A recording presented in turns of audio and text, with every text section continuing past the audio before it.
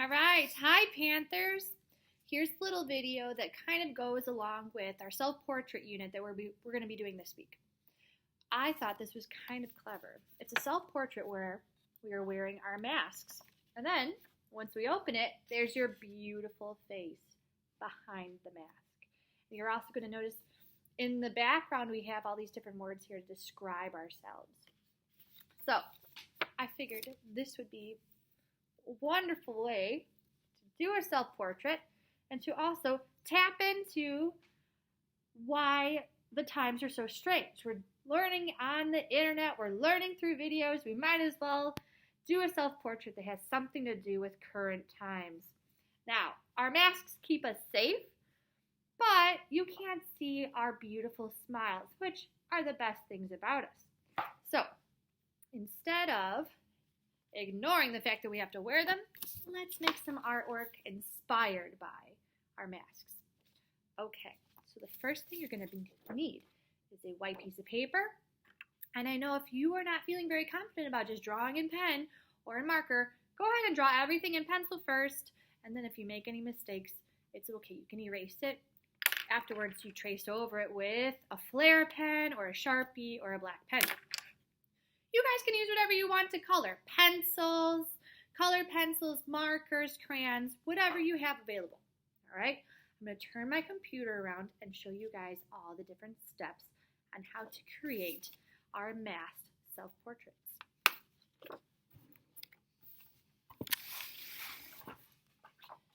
Okay, first thing we need is a vertical piece of paper. Now, it's very important we follow these directions. The initial setup is important, so if you mess up on this part, that's okay. Just start again. The beauty of all this is that you are able to pause the video and catch up. So I'm going to take the bottom of my piece of paper and I'm going to fold it in half. Okay, beautiful. So now I kind of have two flaps of paper. I'm going to fold down this first one. Make sure its edge is meeting with the bottom of the sheet and fold it. And then, same thing for the top piece here. Make sure it comes all the way down. Best you can. There might be a little gap, but that's okay. All right.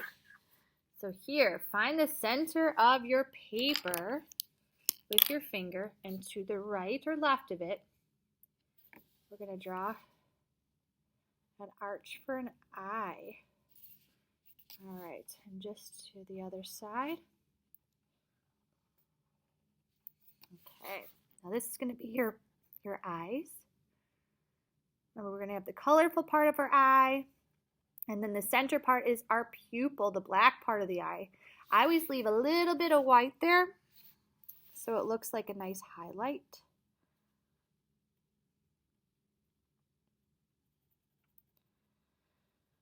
Okay. Now, it's up to you on what else you would like to add. I'm going to add some eyelashes. You don't have to. And because the mask definitely covers up our face or our smile, the eyebrows are particularly important. So any sort of expression you're going to have is going to be in your eyebrows.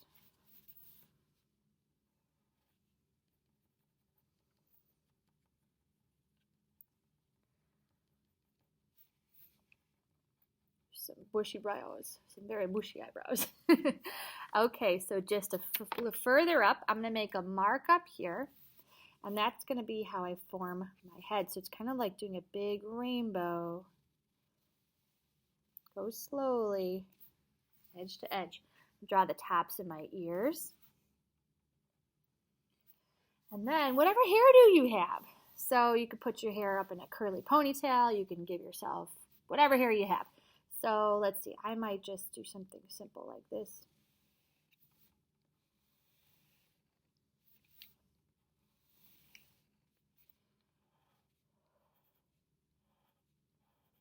Okay, I always have a couple of hairs flying around in there. All right, now from here, you're gonna go towards the bottom, make a little mark, And then from the edge of your face, go slowly down, and that's your chin area.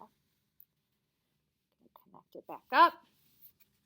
And just below the crease, make another mark, and this is going to be your mask. Okay, awesome. So next, we can open this up.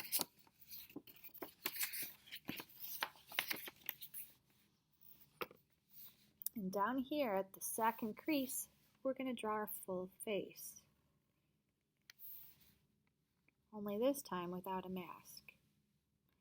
So you guys can do your nose any way you want. I like to just keep it simple. And because I have all this open space, I want to give myself a beautiful smile.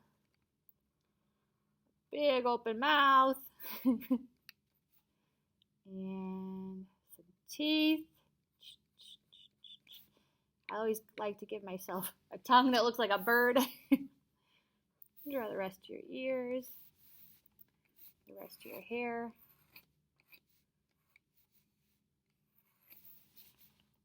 Give myself a neck.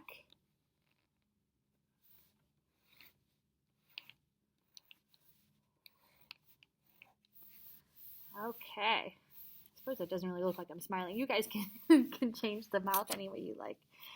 All right, beautiful. So you guys can see, covers your face. Then you have your whole face here. Now, the other thing is in your background, if you saw on my finished one,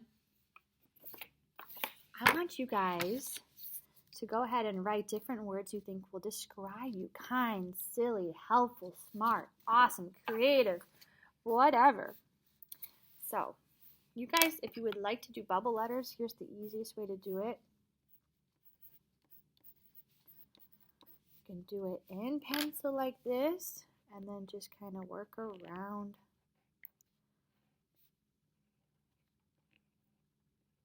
Your pencil, and then eventually you just erase it.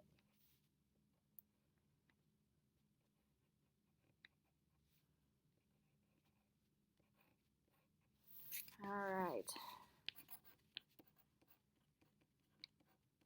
Artist. Let's see, I'm a mom, teacher,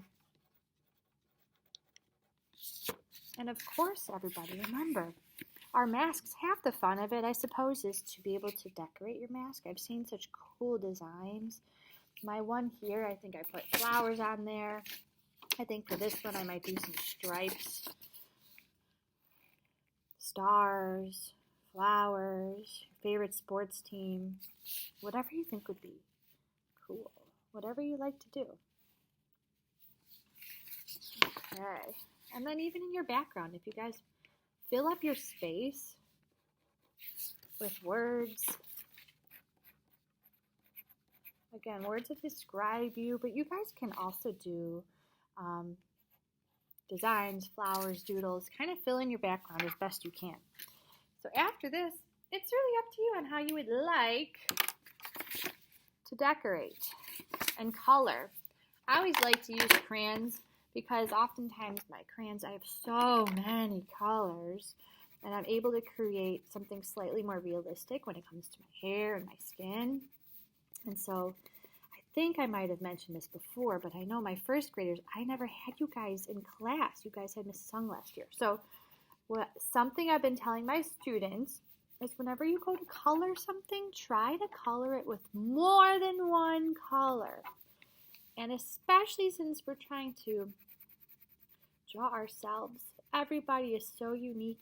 Your skin color, your hairs, your eyes, all of it is so specific to you that the color that I'm using, odds are you guys might not use this color. So go through your crayons, go through your color pencils, figure out what matches you the most. And this is what I mean about using more than one color. I have this like peach color, that's fine, but I need to go in and probably add another color on top, especially in the summertime. I go outside a lot. I got a tan, so I'm gonna add another brown in there. Take your time, everybody. Make it look beautiful.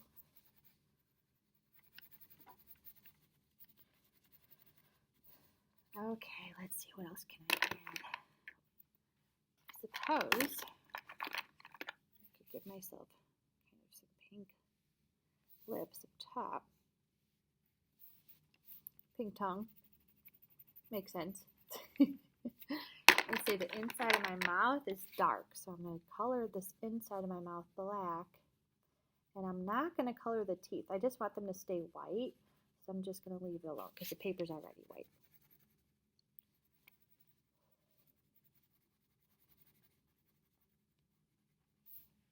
I should color my eyes. Let's see. And this is when it's always helpful to go get a mirror. Figure out what you have. I think my eyes have a little bit of blue in there. But again, I'm not just going to stick with one color. I'm going to go get some other blues, some other greens. Look in the mirror, see what you have. See what looks like you. Find all your details. Okay, if I look in the mirror, I notice my hair is definitely, I don't know, kind of dark at the top.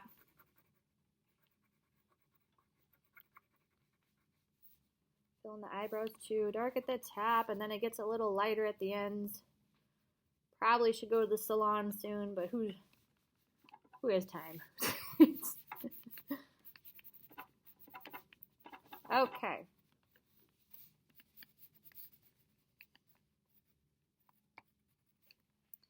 And then, I suppose I should find some sort of blonde color at the bottom. Remember, it's always good to kind of fill it in as best you can. Make it look like you. Don't be making anything up.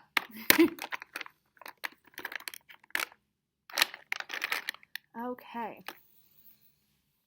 I'm going to start coloring in my mask. Oh, I forgot. I have some skin tone over here as well.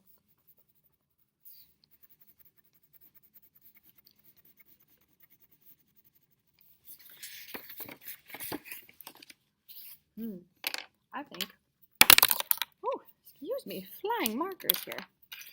Definitely think I should put in a neck here as well. That way I don't just have a floating head. How weird. And again, you don't have to use crayons for everything. I'm going to switch over to some markers, especially when it comes to coloring this mask. I like to use markers because they're so vibrant and bright. Whatever you have at home, folks, don't be afraid to use it. What I don't want to see is you guys drawing this on the computer. All right, I've been getting a lot of Seesaw submissions of drawings done on the computer, and that's not what I'm asking you guys to do. You do need to go get a piece of paper and actually draw something. All right.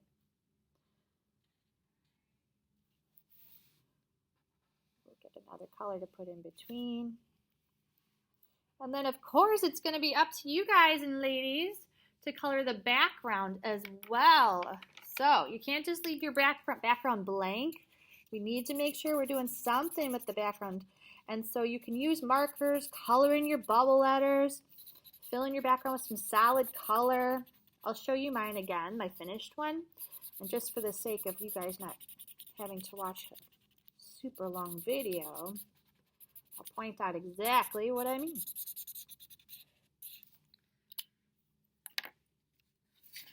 Okay. So how cool. This is what I mean about coloring in your background. If you guys happen to have any other things like glasses, you can put those in. If you happen to have freckles or moles or earrings, any of those other things, put them into your artwork. It's supposed to look like you, folks, so make sure we're seeing all those details. In your background, go ahead and fill in with whatever coloring supplies you have at home. All of your words. You guys can do some doodles. You can color in your background. The more color, the better. All right, and share with me your work. Share with me what you guys have done. I can't wait to see it.